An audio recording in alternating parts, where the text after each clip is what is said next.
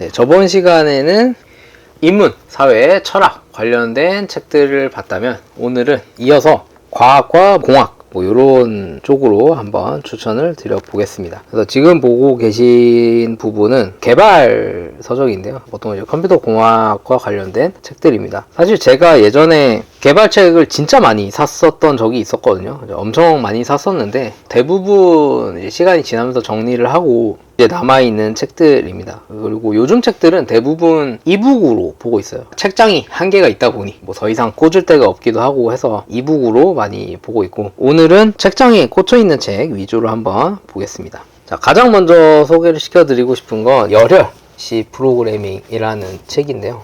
이 책은 제가 처음 개발을 시작했을 때 이 열혈 C 프로그래밍으로 시작을 했었습니다. 보통 초심이라는 단어를 많이 쓰는데 항상 이제 이 책을 보면 예전에 제가 처음 개발 시작했을 때가 떠올라서 이 책은 시간이 많이 지났음에도 계속 좀 가지고 있습니다. 그 시리즈들 좀 있고요. 그리고 요즘에는 언어를 입문을 할 때 보통 C 언어로 입문을 안 하는 경우도 되게 많거든요. 파이썬이나 뭐 다른 언어, 좀 더 쉬운 언어로 입문하는 경우가 있는데, 저는 여유가 되시면 C 언어를 해보시는 걸 추천을 드립니다. 입문자 분들이요. 왜냐면 C 언어를 해야 이제 포인터 개념을 배우는데, 그래도 개발자라면 포인터 개념은 알고 있어야 되지 않나 라는 생각을 좀 하고 있습니다. 여유 되시는 분은 뭐 보시는 거 추천을 드립니다. 뭐 굳이 이 책이 아니더라도 C 언어를 공부해보는 건 좋은 것 같아요.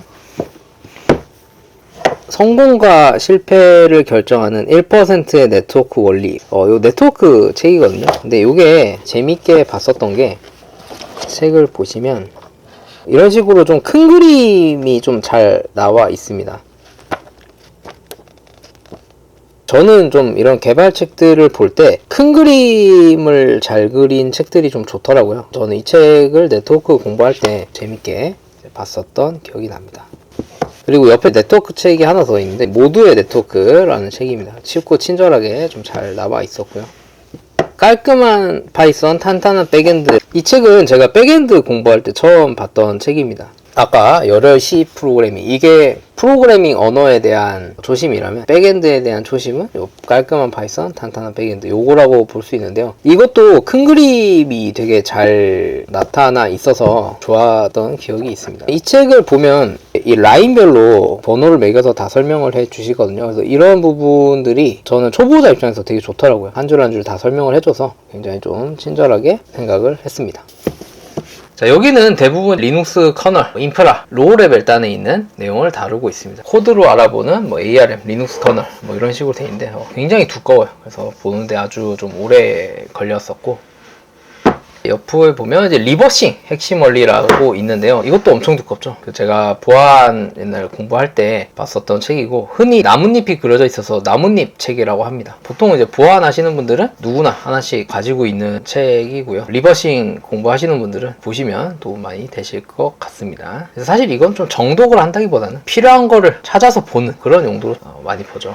그리고 옆에 보면 문제풀이로 배우는 시스템 해킹 책이 있는데요. 이 책은 추억이 좀 있습니다. 보통 시스템 해킹 책이 그 실습 위주로 가는 게 별로 없어요. 그래서 보시면 실습이 돼 있거든요. 그래서 터미널에서 직접 입력해서 문제 푸는 건데, 보통 이런 책이 너무 많아서 저는 실습을 원했었는데 이 책이 만족을 시켜줬습니다. 검색을 그 당시에 했을 때 이게 전국에 딱 한 권 남은 거예요. 다행히 그게 서울이어가지고 제가 혹시나 누가 사갈까봐 막 뛰어가가지고 샀던 기억이 있습니다. 그래서 제가 전국에서 마지막으로 샀다는 거. 이 책은 지금은 절판이 됐는데 확실히 문제를 풀면서 공부를 하니까 도움이 많이 됐었던 책입니다. 리버스 엔지니어링, 이거는 방독면 끼고 있다고 해서 방독면 책인데요.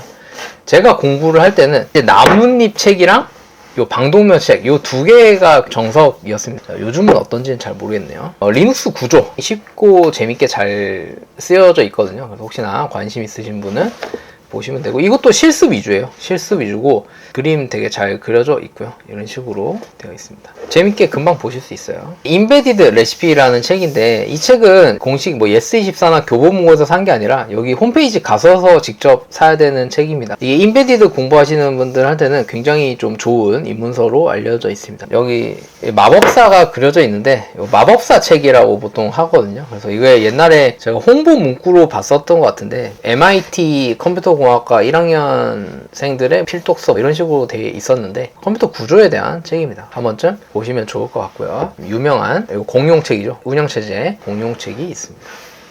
그리고 밑에는 제가 썼던 책들이라서 제 책에 대해서 궁금하신 분들은 책 소개한 영상 있으니까 그거 좀 봐주시면 좋을 것 같아요. 다음은 물리학 섹션입니다. 오른쪽에는 코스모스와 엘레건트 유니버스 두 개의 가장 유명한 교양 우주 관련된 책인데요. 우주의 아름다움을 느끼고 싶다면 코스모스, 좀 더 이과적으로 접근을 하고 싶으면 엘레건트 유니버스를 추천드립니다. 둘 다 재밌는데 제 취향은 엘레건트 유니버스 쪽이 조금 더 재밌게 느껴졌습니다. 여기서 보면 제목에 촉근 이론이라고 써 있는데 그 촉근 이론을 굉장히 쉽고 친절하게 쓰여진 책입니다. 우주의 구조라는 책이 있는데요. 이것도 굉장히 재밌습니다. 그래서 엘레건트 유니버스랑 코스모스 이런 거랑 같이 보시면, 자, 여기까지가 교양 과학이었다면 여기서부터는 좀 전공서에 해당이 되는데요. 이거는 연력학 책이고요. 표지가 굉장히 예쁩니다. 딱 봐도 아, 연력학이구나 이렇게 생각이 되고, 그리고 옆에는 아프켄의 수리물리학 책인데요. 요거는 책이 굉장히 두꺼운데 혹시나 저는 수학에 대해서 좀 고민을 하고 계신 뭐 개발자나 다른 분야라도 수학에 대해서 좀 고민이 있으신 분은 저는 이거 한번 처음부터 끝까지 풀어보시는 거 추천드립니다. 굉장히 잘 돼 있어요. 제가 수학과 관련된 책을 많이 봤는데 이거보다 잘 쓰여진 책을 거의 못 본 것 같습니다. 그래서 저는 이거 굉장히 좋아하는 책이에요. 이 책을 풀고 나면 여러분들 좀 강해졌다라는 생각이 들 겁니다. 그리고 옆에는 해석역학 있고요. 옆에는 최적화 책이에요. 컨벡스 옵티마이제이션에 관련된 책인데 최적화 공부하고 싶으신 분들은 이게 가장 그래도 괜찮지 않나 싶습니다. 보아스 수리물리학이 있는데 아프켄을 풀다가 조금 어렵다 싶으신 분은 보아스를 푸시면 좋을 것 같습니다. 이걸 먼저 푸시고 뭐 이걸 푸시던가 뭐 어쨌거나 이건 결국 풀게 될 거예요. 요거는 샹카의 양자역학 책인데 이 책은 제가 정말 좋아하는 책입니다. 이 책을 제가 양자역학 책을 좀 많이 봤었는데 그 중에서도 가장 제 스타일이었어요. 일단 표지가 빨간색인 것부터 마음에 들고, 책을 쓰시는 분들 중에 굉장히 어렵게 쓰시는 분들이 계십니다. 어렵게 쓴다는 게 무슨 말이냐면 초반에 좀 쉬운 부분을 모두 건너뛰고 처음부터 굉장히 어렵게 시작하는 책들이 많은데 이거는 처음에 좀 기초적인 얘기를 하나 싶다가도 어느샌가 보면은 저 멀리 진도가 나가 있는 아주 신비한 책입니다. 혹시나 양자역학 공부하시는 분들은 요거 보시면 너무 좋을 것 같아요. 그래서 저도 이 책을 보면서 이거를 제가 책을 쓰기 전에 봤는데 내가 나중에 책을 쓴다면 이런 책을 쓰고 싶다라는 생각이 들 만큼 아주 훌륭한 책이라고 생각합니다.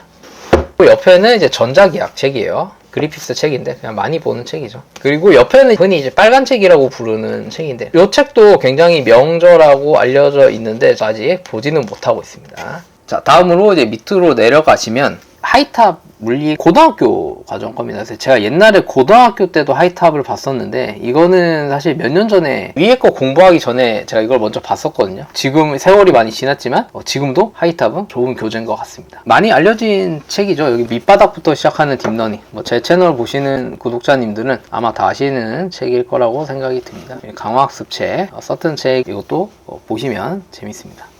마지막 섹션은 통계학 섹션인데요. 아시는 분은 아시겠지만 제가 전공이 통계학입니다. 그래서 옛날에 통계학을 좀 공부를 오래 했었는데 그때도 수많은 책들을 봤지만 모두 다 정리를 하고 요만큼 남았습니다. 좀 소개를 좀 시켜드리면, 참고로 얘는 통계학 아니에요. 신호화 시스템 옛날에 공부할 때 책이고, 여기서 사실 제가 제일 좋아하는 책은 이제 요겁니다.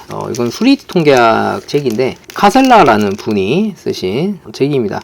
제가 이거를 너무나 좋아했나 보지 포장이 안 뜯긴 거를 하나 가지고 있고 포장을 뜯어 놓은 걸 하나 또 따로 가지고 있습니다. 그래서 요거는 소장용으로 가지고 있어요. 그래서 수리통계학을 좀 공부하고 싶으신 분들은 요게 좀 저는 굉장히 깔끔하게 잘 쓰여졌다고 생각합니다. 과하지 않고 깔끔하게 잘 쓰여졌어요. 여러 가지 책을 봤지만 또 어떤 책은 너무 좀 부담스러운 책도 있고 너무 과하다 이런 생각이 드는 책도 있었는데 요 책이 제일 깔끔하지 않았나 싶습니다. 그리고 여기 보시면 이제 회귀 분석 책이 있는데요. 제가 옛날에 공부를 할 때 이 회귀 분석 책이 굉장히 좀 도움이 많이 됐었어요. 알기 쉬운 선형대수 이런 것도 이제 괜찮고요. 선형대수 공부할 때 옛날에 이제 봤었던 책이고, 이것도 리니어 알지브라 선형대수 책인데 이 책도 괜찮습니다. 자, 그래서 이번 시간에는 두 번째 섹션 과학과 공학에 대해서 설명을 드려봤는데요. 다음 시간에는 옆에 있는 만화 섹션으로 찾아뵙겠습니다. 감사합니다.